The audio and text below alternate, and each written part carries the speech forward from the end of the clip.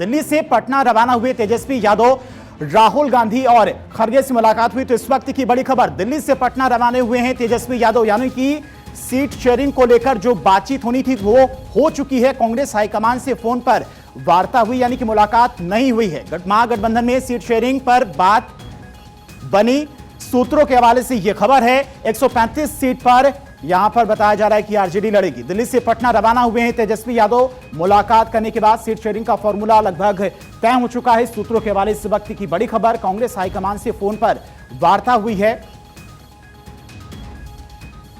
तो फोन पर बातचीत के जरिए सीट शेयरिंग का फॉर्मूला तय किया गया है। आरजेडी 135 सीटों पर लड़ेगी, यह सूत्रों के हवाले से हालांकि खबर है। आधिकारिक ऐलान अभी नहीं किया गया है महागठबंधन की तरफ से, लेकिन सूत्रों के हवाले से जानकारी कि 135 सीटों पर आरजेडी लड़ेगी, यानी कि सबसे ज्यादा सीटों पर आरजेडी के उम्मीदवार होंगे। और माना जा रहा है कि 50 से 55 सीट पर कांग्रेस, यानी कि 61 सीट पर लगभग कांग्रेस लड़ सकती है। हालांकि ये सूत्रों के हवाले से खबर है और इसी खबर पर तमाम और जानकारी के साथ में अक्षय हमारे साथ जुड़ गए हैं। अक्षय, क्या कुछ फॉर्मूला निकलकर सामने आया है? हालांकि आधिकारिक ऐलान तो नहीं हुआ, लेकिन सूत्रों के हवाले से एक फॉर्मूला जरूर सामने आया है।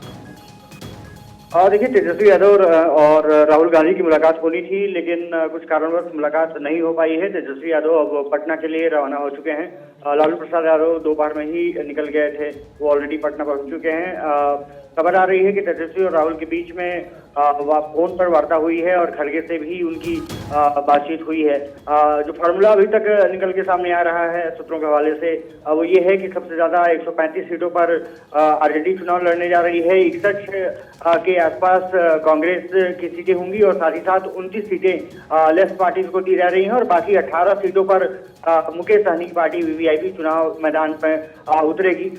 इसका आधिकारिक ऐलान अब दिल्ली में नहीं होकर के कहा जा रहा है कि पटना में ही होगा और वहीं पर जो प्रभारी होंगे और तमाम मान्य नेता होंगे वहां पर ऐलान करेंगे। ठीक है, ये माना जा रहा है कि कल या परसों में ऐलान अधिकारियों से कर दिया जाएगा। ठीक है अक्षय, बहुत बहुत शुक्रिया आपका तमाम सारी जानकारी के लिए। यानी कि 1-2 दिन में आधिकारिक ऐलान कर दिया जाएगा कि आरजेडी और कांग्रेस कितनी सीटों पर बिहार विधानसभा चुनाव लड़ रही है।